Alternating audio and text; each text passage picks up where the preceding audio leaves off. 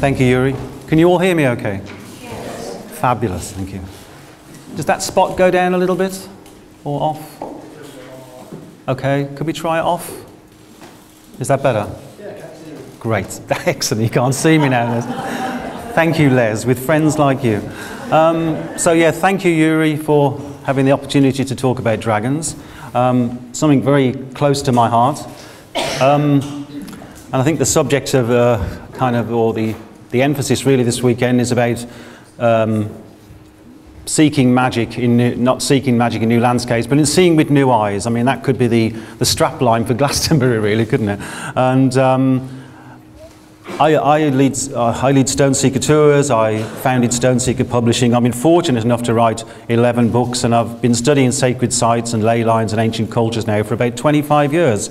And during that time, I went to sacred sites, stone circles, and inevitably, for various reasons, like Yuri pointed out, churches are inside ancient sacred sites. And in going into those churches to dowse, I inevitably started looking at stained glass windows.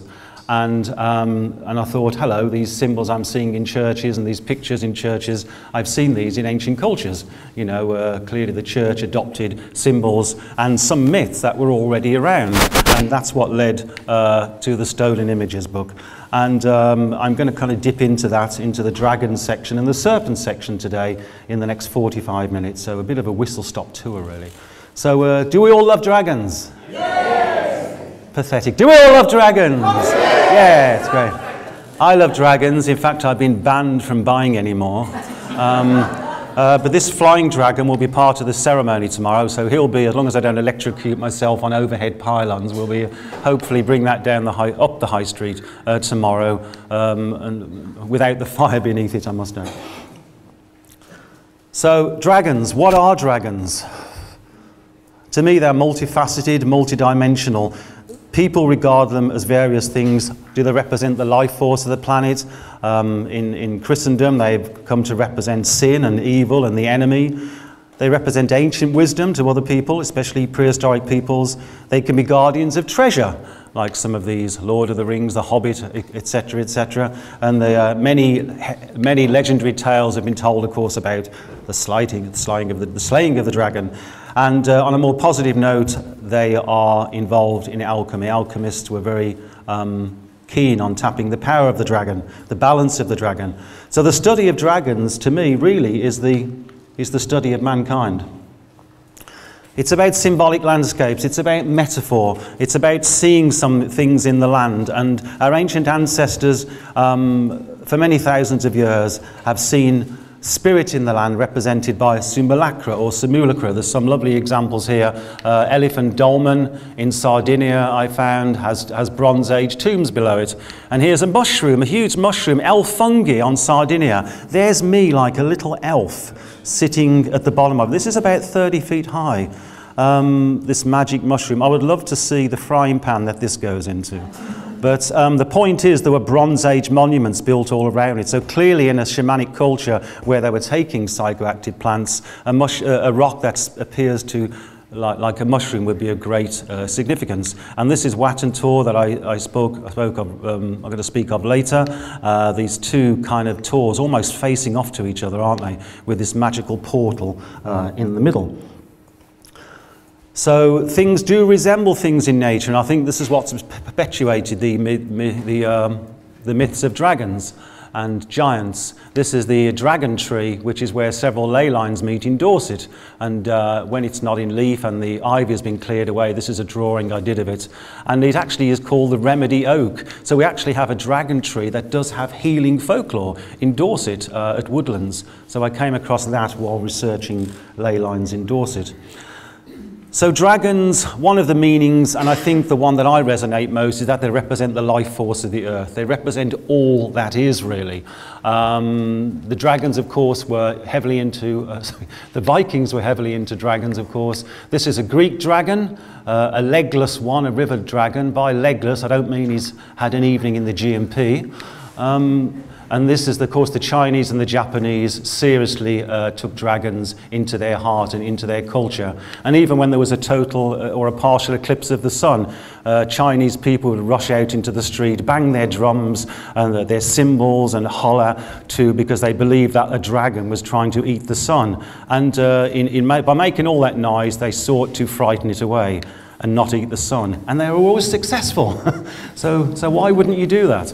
So dragons have a very universal appeal, and they're more or less universal in ancient cultures. This is Zeus defeating the Hyphen, which was imprisoned beneath Mount Etna. And in Egypt, the gods and goddesses Isis, Thoth, and Buto are often shown as a serpent, the serpent of wisdom. I think one of the nicknames of Thoth is the serpent of wisdom. And Athena, the sun goddess, is often seen depicted going across the sky, drawn by dragons. And most religions have their dragon slayers, even Islam, a couple of Islam images I found here. So the Muslims believed in dragons, perhaps representing evil or things they didn't understand.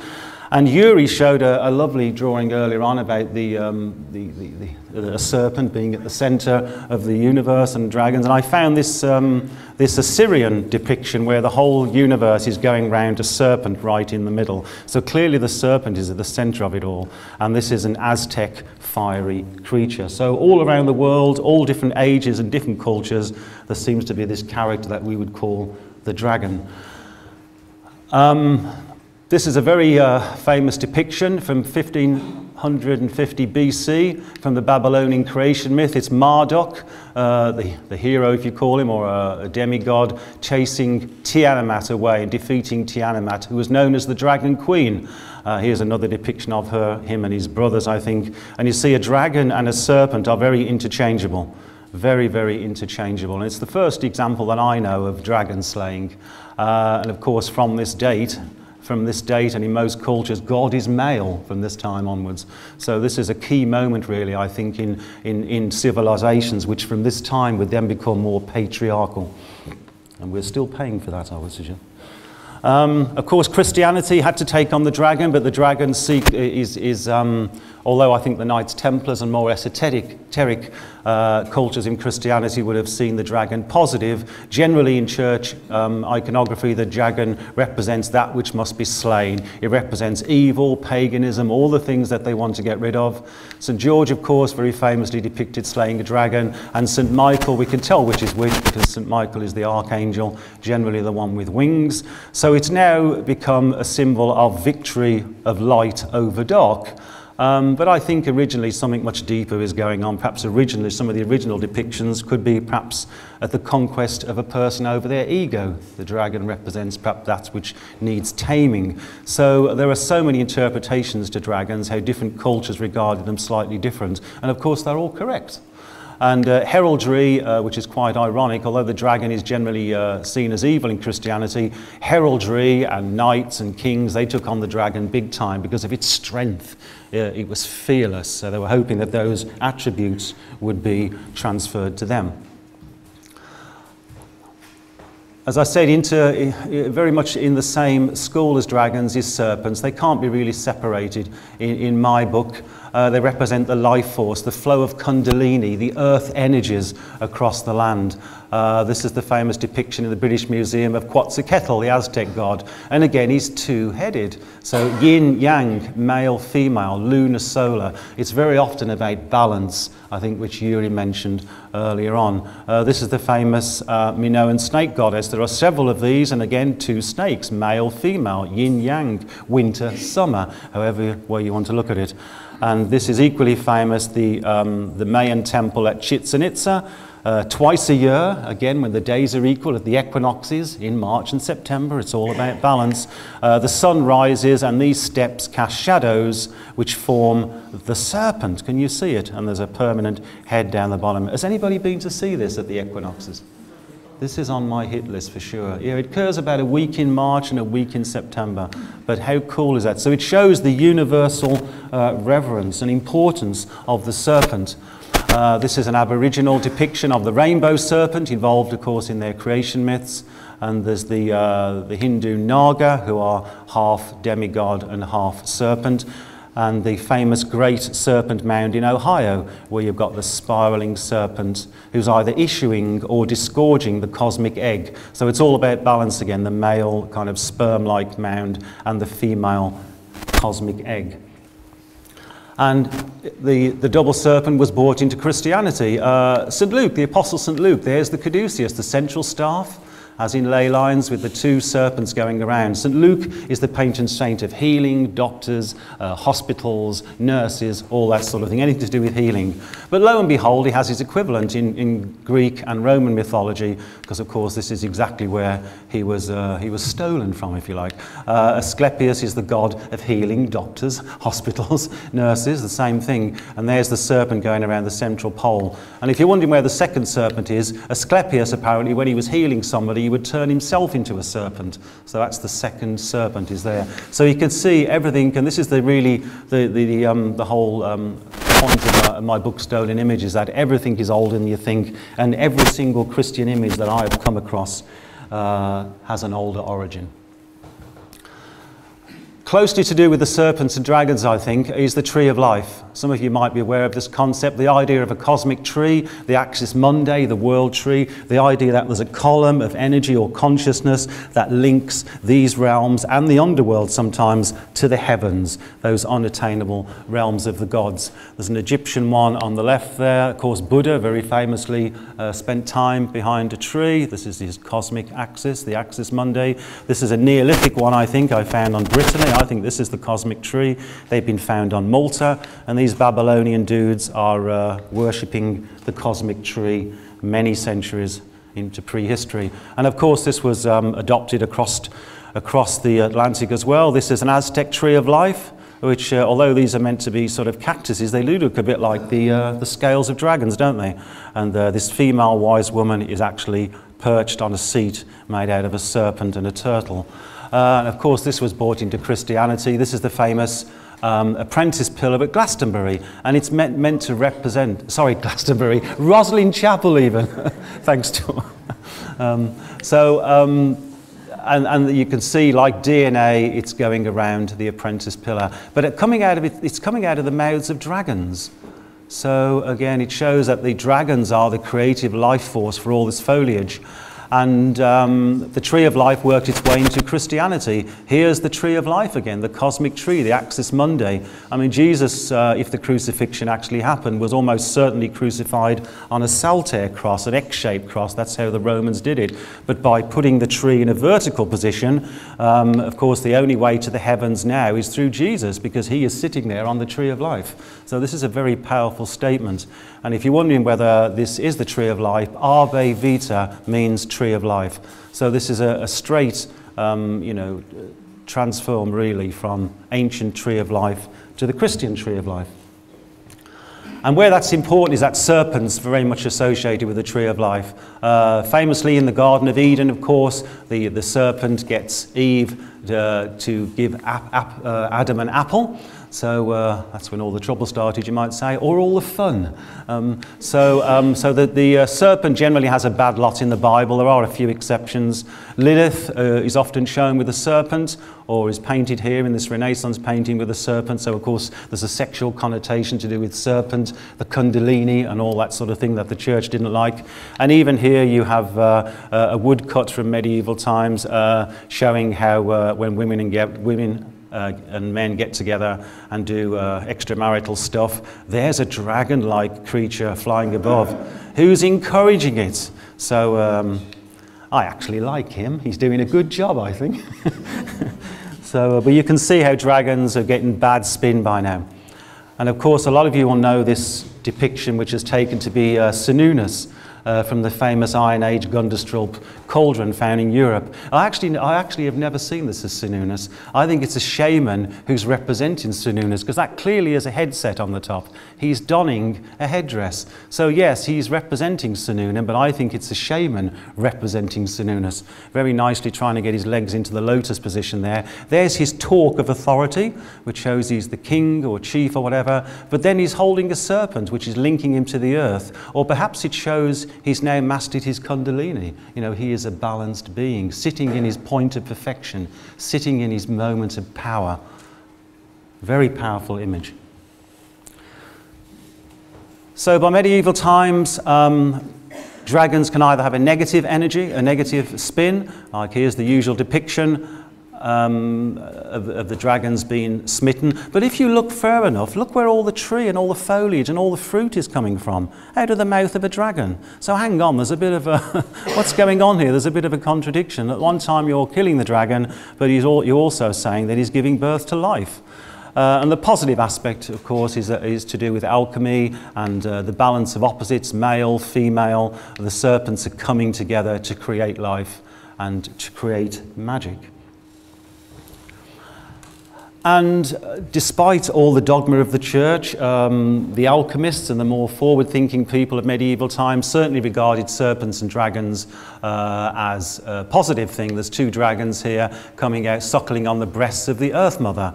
And this is a drawing from 1652, because alchemists thought that the inspirited dragons could be transformed into the philosopher's tree or the philosopher's stone, the search for gold, but of course ultimately enlightenment. So the dragon is often seen to be associated with metals. The white dragon is mercury and the red dragon is sulfur. So you can see these white and red dragons, they can mean so many things, and everybody's correct. So here you see the good bishops, these good Christian men are all the tree of life has been transformed into two dragons, and there's the God's image coming down from the sky to bless it all. So as you see, in more esoteric circles and probably generally unpublished stuff, the dragon has a very positive meaning. The story of John the Divine, who his faith was tested. Some people said, well, drink this snake venom. Another story says he was perhaps bitten by a snake. And when you see John the Divine in churches, he's often shown with his serpent. I'm thinking, hang on, this is a funny looking snake. I've never seen a snake with wings. And of course, to me, this totally equates with St. John's enlightenment. And it's sitting out of the chalice, which is the symbol of the goddess. And it really is a powerful image. And it's the alchemy as well, water and sun, it is so powerful to see these in churches. So all these symbols are being left behind, as in the Da Vinci Code. If we can crack the codes, it's like open secrets are there on show for all. That's a weird looking snake if it's supposed to be the one depicted in the Bible. But William Blake got it dead right, didn't he, a couple of centuries ago? This is such a powerful image. It constantly inspires me. This is the moment of creation when man is created. And there's Adam being created by God. There aren't many depictions of God. There's quite a few in Blake's work, but there aren't many depictions of God in churches. They're few and far between. But Blake didn't care about that. Here's God creating man, and look what's happening. The serpent is being wrapped around him, not consuming him like a boa constrictor. It's actually putting the life force into him. That is such a powerful scene. Wasn't Blake centuries ahead of his time? So I wanted to carry on from that and talk about dragons and serpents, because I'm still on about prehistory here. All this stuff was known in prehistory, but more recently, of course, the DNA, the double strand, the double helix of the DNA, just like the two serpents going around the central axis. And Yuri mentioned the kundalini going up along our bodies. And of course, as above, so below. You can extend everything out from a microscopic level to your own body, out to the landscape. This is why it's so beautiful. We are part of this miracle. And of course, this is the famous rainbow serpent. And I know Tor, where are you, mate? I didn't recognise you without your hat on. You're there, right. And he's there, and of course Tor is going around these various centres, meeting and communing with the elders. Great work. So you can see how even things extend out from a microscopic level out to a planetary level and an interplanetary level. So serpents, to me, I learnt to douse several years ago, but the moment I realised that what I'm dowsing is organic, it is living, it is breathing, it has positive life force, then my dowsing improved significantly, because now I had a personal relationship. Some people, some kind of more nerdy dows, shall we say, nerdy dowsers, they see planetary grids and all this stuff, the energies are going across the land like a load of pylons. How inorganic is that? My serpents, my ley line lands, if you like, are alive and we can interact with them. And when I see the famous labyrinth, you know, the Michael and Mary current going up Glastonbury, it's just like the two coils of a serpent surrounding it. And it was, of course, the coiled serpents are going around the staff of Mercury and Hermes. And even William Stukeley, he was a pretty straight, he was a vicar actually eventually, and he was a straight God-fearing Christian man. Even he saw the landscapes on Avebury as like the body of a dragon. The sanctuary is the head, there's the avenue and the body of the dragon, and then going around the other avenue. So, you know, why would he say that unless he knew something what was really going on? So Yuri already mentioned the sun and the serpent. I thought I'd just focus on Avebury. I mean, look at this. How organic is this? There's the central axis. The modern road follows it down to Devizes and up over the Here path. And but look, it's like the two serpents going across the land, and the male serpent goes through more male sites, goes down the avenue. But look at the female site. The female serpent goes to Winterbourne Monkton, dedicated to St Mary. Surprise, surprise. Then it goes to Avebury, goes through Silbury Hill, the pregnant tummy of the Earth Mother, and then goes through West Kennet Longborough, the womb tomb, if you like, of the Avebury area. So the nature of the energies seems to reflect the symbolism and the design of the sites it goes through. So there's Avebury, good old Avebury. I spend a lot of time there. I live quite near here, but it's looking a bit crowded, isn't it? So let's just say abracadabra. That's better. That's better. Oh, if only I could do that with a potential new Tesco's that they're going to open up in Cerne. I'd be fine. So let's add a little bit more to that. Let's add a little bit more to that, and let's put the energies in there. There's the Michael and Mary serpent. And you can see the Michael current is generally coming through the north, and the Mary current comes across through a stone here. And this is the reconstruction of what Avebury was like originally. The sun circle, the moon circle, and you can see how the energies flow together. This is the only place along the whole St Michael line where I know they actually flow together for about 400 yards. Usually they just kiss or cross like at Borough Mump, or they just touch very briefly like on the top of the Tor. And look how the Michael current goes down the avenue. Mary current has gone over here to find Silbury Hill. It's looking for the pregnant tummy of the Earth Mother. Feminine symbolism. So these are the serpents. These are the serpents, I believe, that the ancients were dowsing. I mean, look at this. Look at the avenue. It's not straight. You know, they hadn't been on the mead the night before they built this. You know, it's meant to be, it's following something.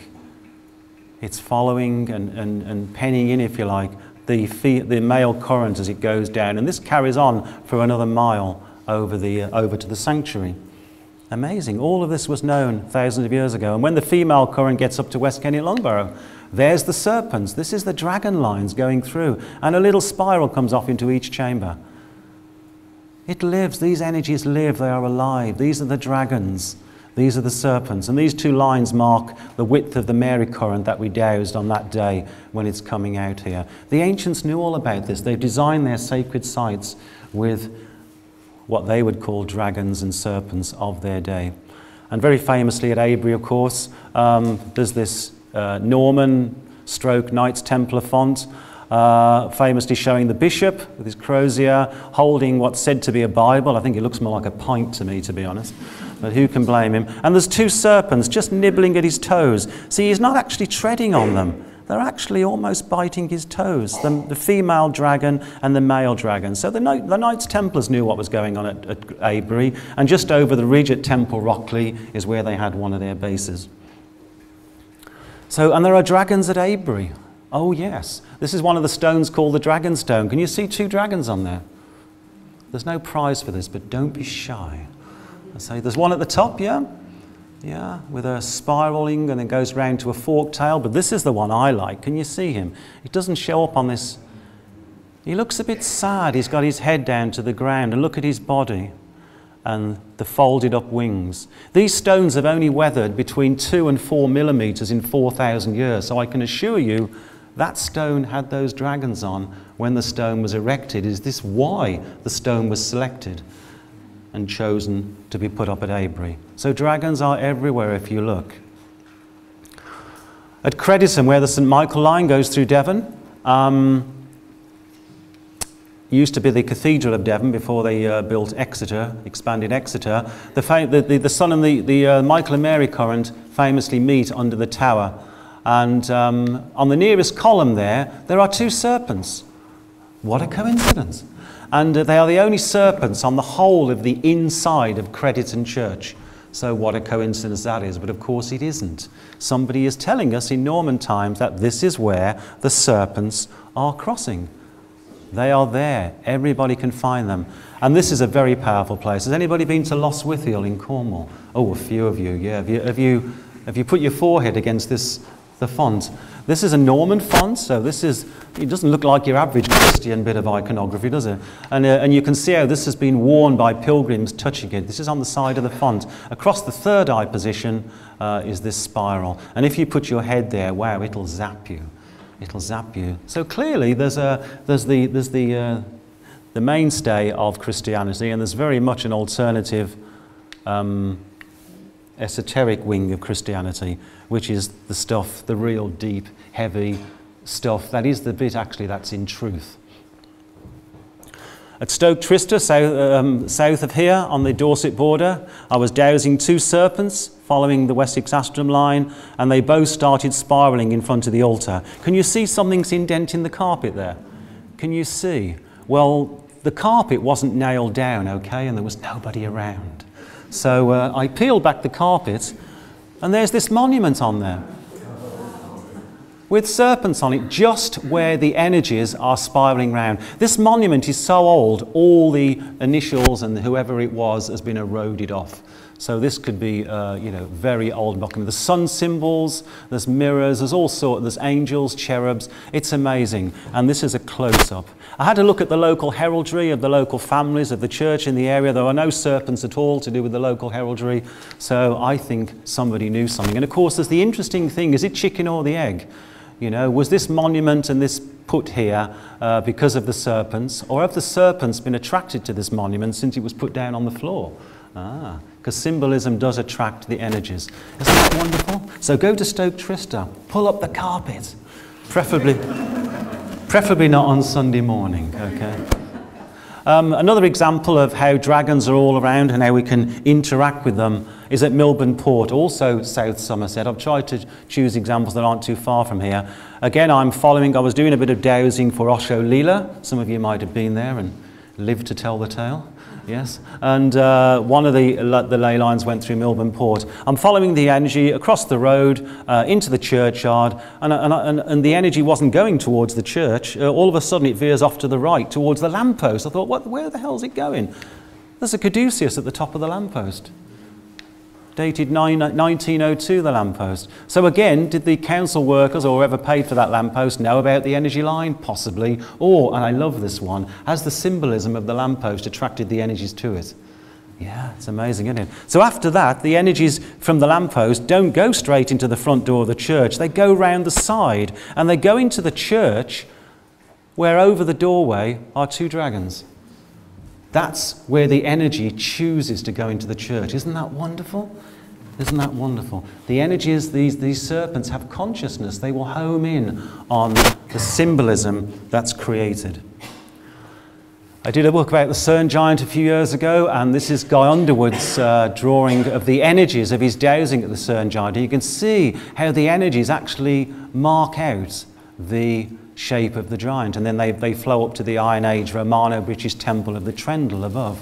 It's quite amazing, and I think I've given a good argument that there are links with Orion and Osiris with the Cerne Giant, and that it is 2,000 years old. It's not a medieval folly. And I think Gary's going to talk about the white horse at Uffington in a little while, but of course a lot of us believe it's not a horse at all. It's a dragon. Of course it is. One of the best places to see it from, and where the energies go through, I'm sure Gary will explain, is Dragon Hill. Now there's a clue. So that is a dragon, I believe, originally. And to me, it still is today. You can find dragons all over the place. This is a great example of the Christianization of a pagan site. Can you see the dragon there? Yes, you can.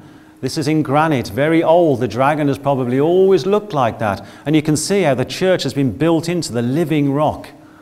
Absolutely amazing. This is why the chapel was put there, because people were worshipping this rock. And if you go inside, there's this anvil, there's this piece of rock which nobody can date. And if you hit it with a piece of flint, it goes bong. So the dragon sings. This noise is coming out of the belly of the dragon. It's quite an amazing sight. Please visit. So I'm sort of coming back where we started. My current project is Dartmoor Mindscapes, where it's all about how to interact with the primal landscape, and not just its sacred sites, its stone sites, but I put forward the theory that the tors too were sacred sites, and thousands of years ago people were coming up to the tors, the Dartmoor tors, and interacting with what they saw were giants and dragons. Look at this. No Photoshop in that.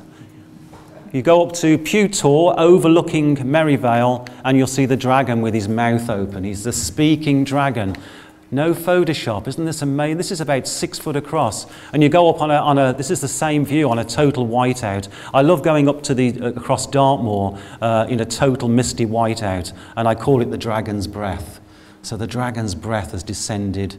It's just like the Zimmer Bradley novel, you know, and everything is quiet. And then you come out of the darkness and the mist, and you see the dragon waiting to talk to you. And he gifted me some poetry, that dragon.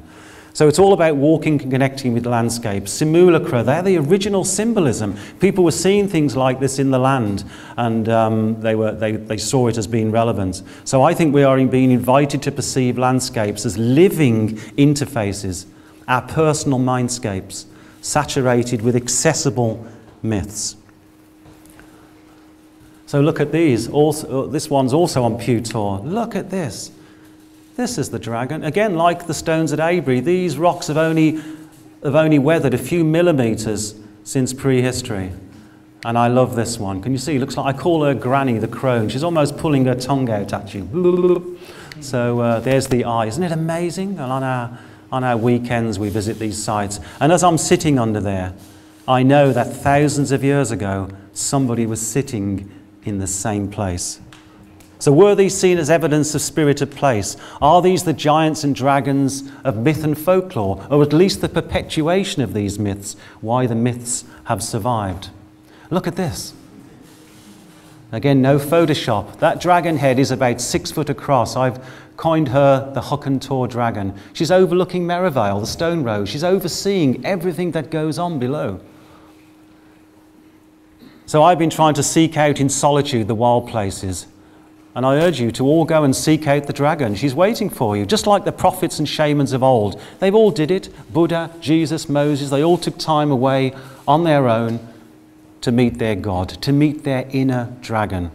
For what space is and landscape is depends on who has experienced it and how.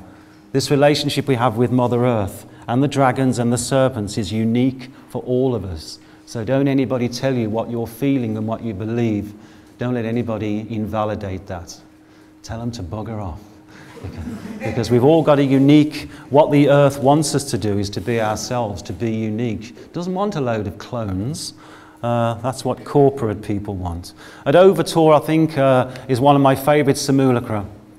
Look at this, rising above the ground, looking towards the stars. Some people see this as an eagle or a bear, but equally you could see it as a dragon with its wings folded. This looked like that back in the Bronze Age, I can assure you, and was erected to look like that. How amazing. The dragons and serpents are all around, folks. Went up to Watton Tor recently, one of the most amazing sites. It's very, very isolated on Dartmoor, hours from anywhere. And because I was interested in these two faces. And through here, there's a rock basin where I think people in ancient times did baptism, the equivalent of baptisms and purifications. But the energy going through here is amazing. So I went round the other side and I sat on the ground for about 20 minutes. And straight away, this image of this dragon came through. It was unbelievable. One of the light filling my eyelids was incredible. And I went online and found what I could find the nearest to what I'd seen. And this has got a bit of Photoshop because he was translucent. I could see through him. And it was really the dragon that came through to me that day. So I'm being drawn back there to go and visit the dragon again because I think she has a lot of things, hopefully, to tell me. So this was a shot I did for the Dartmoor book. greeting the setting sun over Merivale. But it was only afterwards we spotted this. Look, right next to me, there's the dragon, the speaking dragon with his mouth open. So again, if we've seen this, you can bet your life 3,000–4,000 years ago, somebody else saw that. So we are invited to perceive the world as it really is, not how we've been led to believe it is. No more fake news. Yay! So the dragon can just be a walk or a drumbeat away. But I found being humble and being receptive really helps. Get the ego out the way, because boy, will the dragon sort your ego out. Oh yes, no messing. So the dragon's out there for all of us. So it's about stepping out, for me, out through the back of the wardrobe, looking down that rabbit hole to reconnect, to be in our truth, to be authentic. That's another thing the dragon has taught me. I'm drumming here, the dragon is resting his neck, observing the same sunset as I. And this is in Wistman's Wood, where we found this triangular stone, which is a portal to the other dimensions, and took this picture, and look who's in the shot. There's the serpent, come to kind of validate what we were doing. So please come and join us on some of our weekends. We're going to take groups out, such as yourself, out onto Dartmoor, and if you're good, we might even bring you back again. And we do dowsing, communing with the dragons. And I'll just mention this, that every single stone row I've found on Dartmoor isn't straight, it's sinuous. It's the dragon going across the land. Your movement is being choreographed across the landscape in a certain direction. And the energies in the stone rows are amazing. So these are there's over 80 of these. These are also the Serpents of Dartmoor. There's some of the dates, there's flyers for these. Please come and join us. They're all low-cost events, so please come and join us. So in conclusion, we have been suffering from cultural amnesia, haven't we just? Truths have become hazy, trivialized folklore. Symbolism and metaphor have been devalued. We are now being invited to retrieve ancient wisdom from the mists of time in the nick of time. So...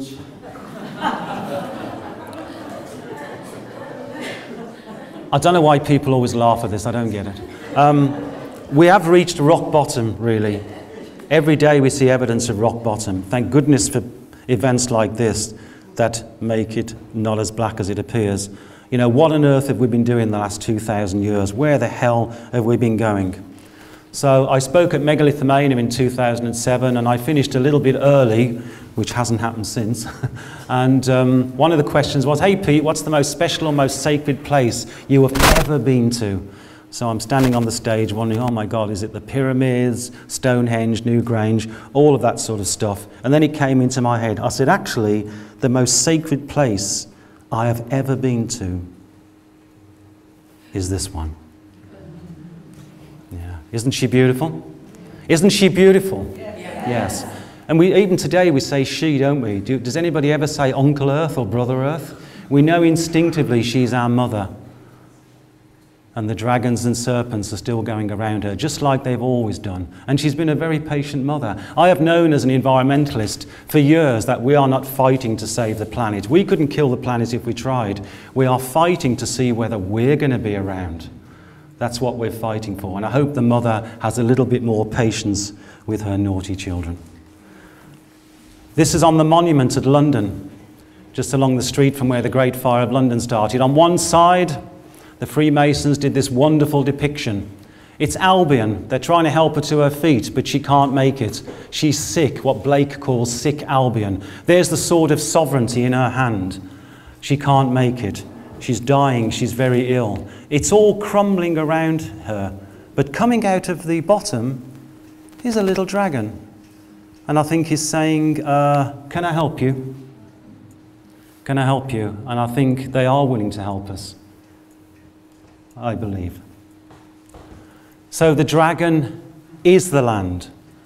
It is also within us all. It's about connecting to the dragon. Connecting to the dragon is to connect with all that is. This is my dragon. It's very personal, but also universal. So may you all walk with your dragon in a profound and joyous way in your own truth. Thank you.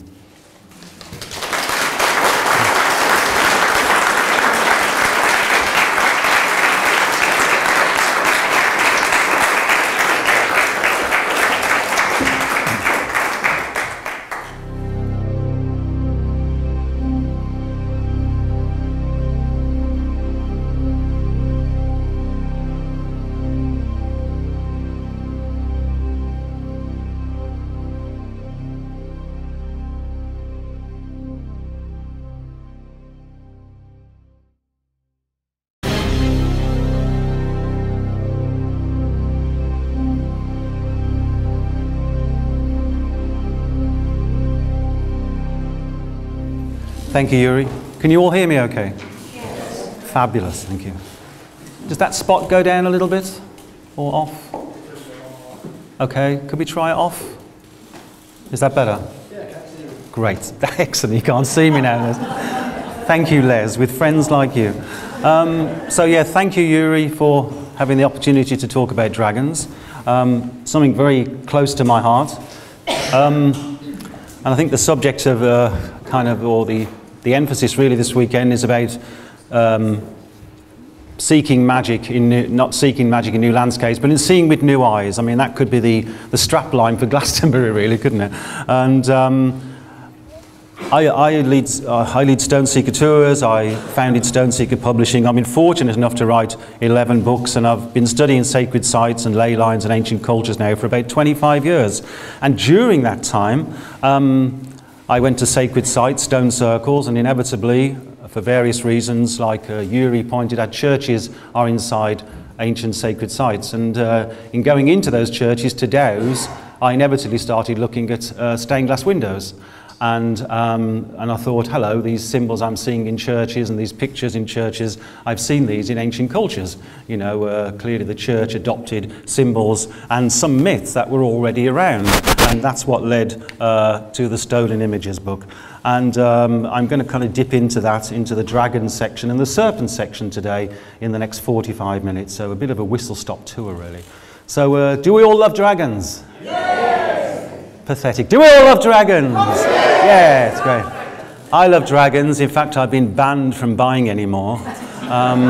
But this flying dragon will be part of the ceremony tomorrow, so he'll be, as long as I don't electrocute myself on overhead pylons, we'll be hopefully bring that down up the high street tomorrow, and without the fire beneath it, I must know.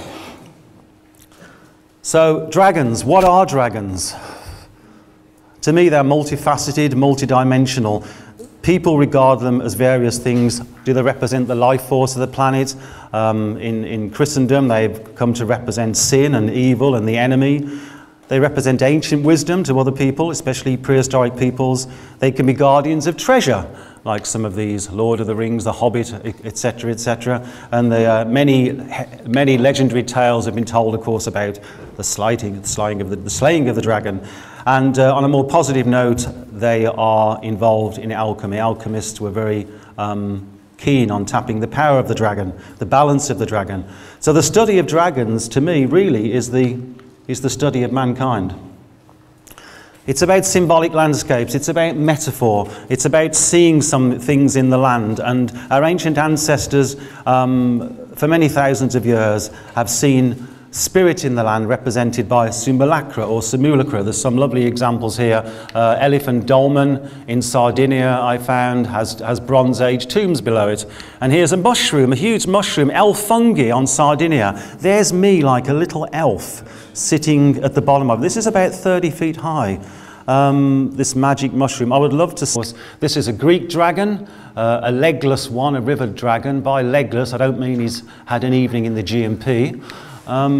And this is, of course, the Chinese and the Japanese seriously took dragons into their heart and into their culture. And even when there was a total or a partial eclipse of the sun, Chinese people would rush out into the street, bang their drums and their cymbals and holler because they believed that a dragon was trying to eat the sun. And by making all that noise, they sought to frighten it away and not eat the sun. And they were always successful. So why wouldn't you do that? So dragons have a very universal appeal, and they're more or less universal in ancient cultures. This is Zeus defeating the Hyphon, which was imprisoned beneath Mount Etna.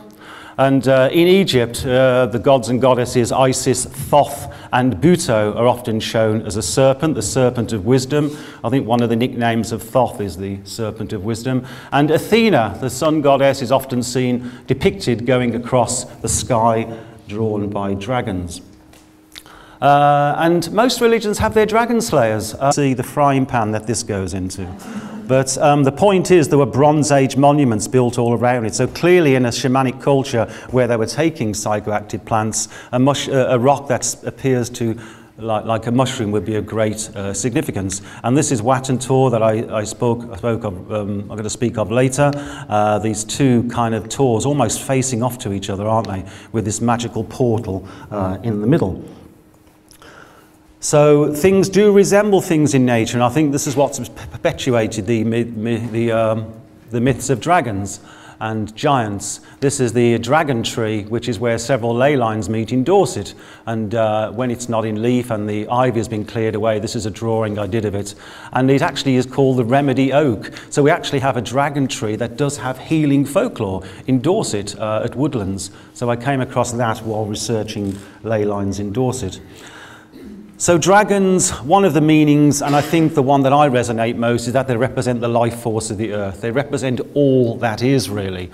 The dragons, of course, were heavily into, the Vikings were heavily into dragons, of course.